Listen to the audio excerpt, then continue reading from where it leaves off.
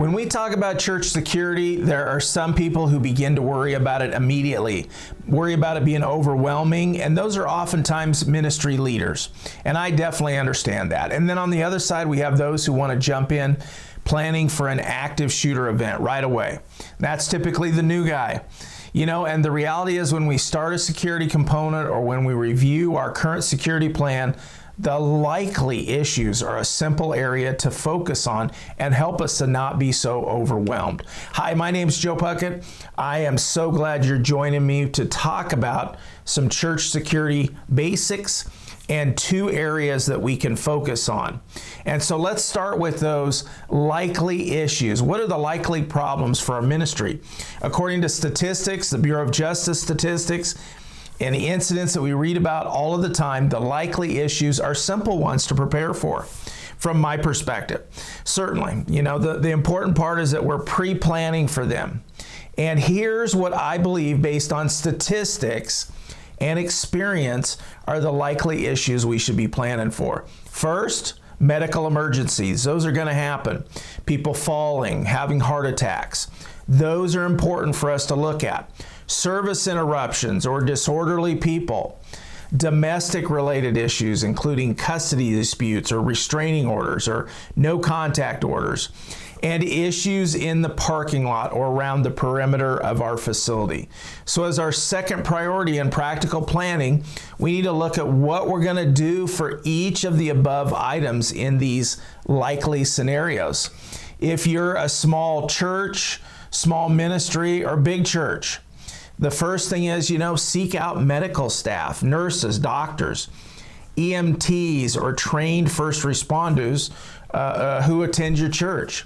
And then ask them to be on an organized schedule to make sure one of them is attending the church, or at least identify them and help them communicate with you as a security person or you as the church leader.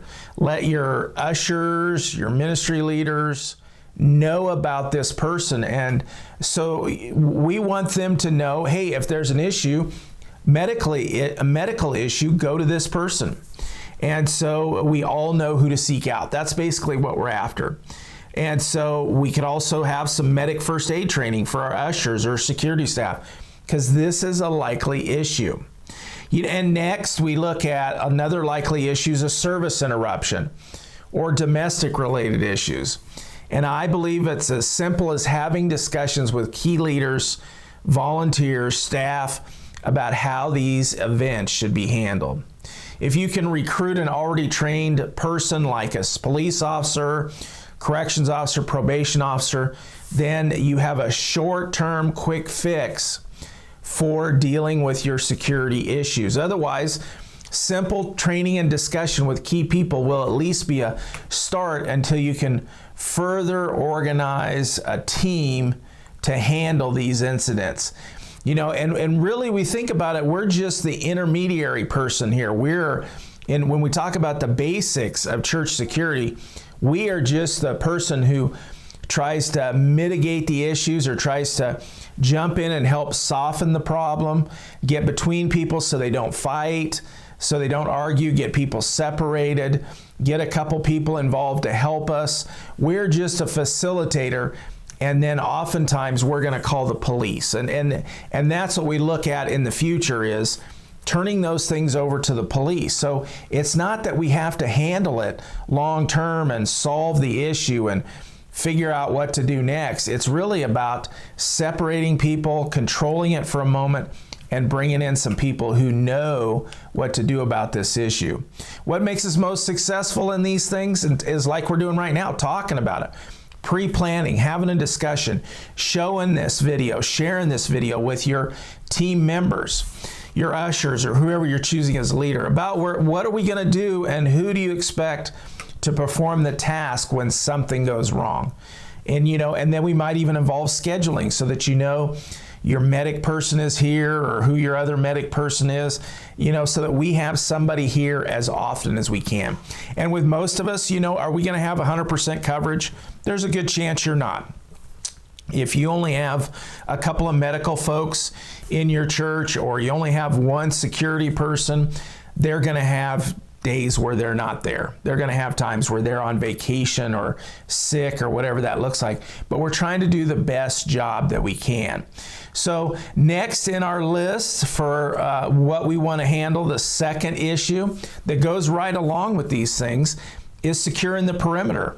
Being able to see the perimeter, and according to FBI crime and incident statistics, the Bureau of Justice statistics again, over 60% of major incidents relative to churches and ministries actually occur outside of our facilities.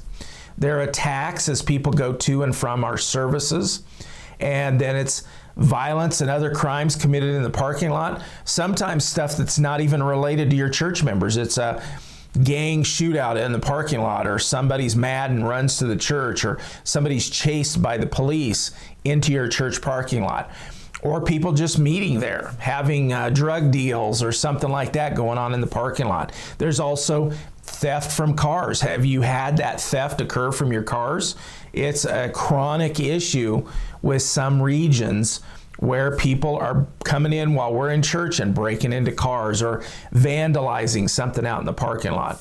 So if we look at basic security principles and we look at these issues, one of the most proactive things we can do is have someone standing at our facility entrances watching people. Think about it. They arrive to one point. If you can shut down a lot of the other doors, lock the doors so people can go out, but they can't come in, it's a basic principle, and get them down to where they come through one door, or I've seen some churches that have a lobby that has a door on each side of the lobby, and that's great. Get it to where there's one area where people are arriving to church, and then you can stand near those areas, watch the parking lot as much as you can see, watch the front sidewalks coming into the church, be able to see the doors where people come in.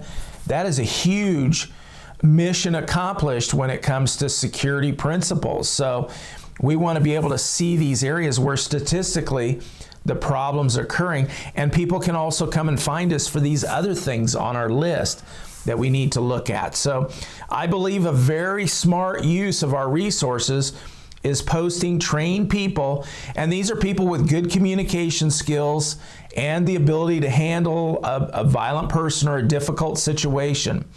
We want to schedule those people. We want to get them focused on those entrances before, during, and after services, and focused on being able to see as much as they can see. They can look out in the parking lot, make sure no one is looking to victimize our people by stealing from the cars. They can also, after people come into the church, and maybe it's 5 or 10 minutes after the service starts, they can also go a ways out in the parking lot and see other areas of the parking lot. So just walking out, they can still see the entrance door behind them, and they're not losing sight of that if they're by themselves, but they can go out into the parking lot, look around a little bit, and still maintain a security principle by still being able to see the front doors and know who's coming in to the church. So a person with good communication skills, those good people skills, can welcome people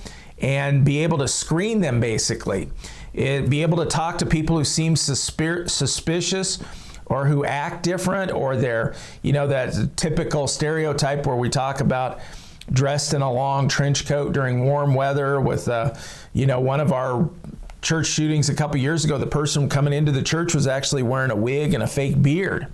So a person with good communication skills who is screening people, talking to people, hi, how you doing, is really accomplishing two goals, by the way. Screening for security purposes, but making people feel really welcome. That's important. They can detect a lot of people who might be having a bad day or having mental health issues with simple conversation and simple observation. They can start a plan to get them coffee, minister to that person, have them walk to the coffee stand with them as they continue to have congregation or conversation with them. And we want to keep, obviously we want to keep them away from the congregation if we're starting to suspect. So we have conversation with them, take them to get a bottle of water, a cup of coffee, and, confirm by further conversation if they're having a bad day, if they're fine to attend the service, or if they have mental health issues, and you need to just go ahead and keep them out of the service. If you're a small ministry and have trouble getting volunteers, then you might adjust this a bit. Use an usher part-time at the door, greeting and keeping a watchful eye. Bring them in for the collections or other things that they need to do, and then back out after those events and that to cover those areas. And sometimes we have to do that. We still have to do that in my church. As a matter of fact, there's just some time where there's enough people gone that we may have to go in and help pass the bucket or plate, whatever you pass. We might even have to go in to pass something out to people. And so we want, though, as much screening time out there as possible. It's better than none. Try to have some screening time, especially when the majority of people are coming in, especially during your services as much as you can. Be available to screen that front door, be able to look out into the parking lot. That's very important.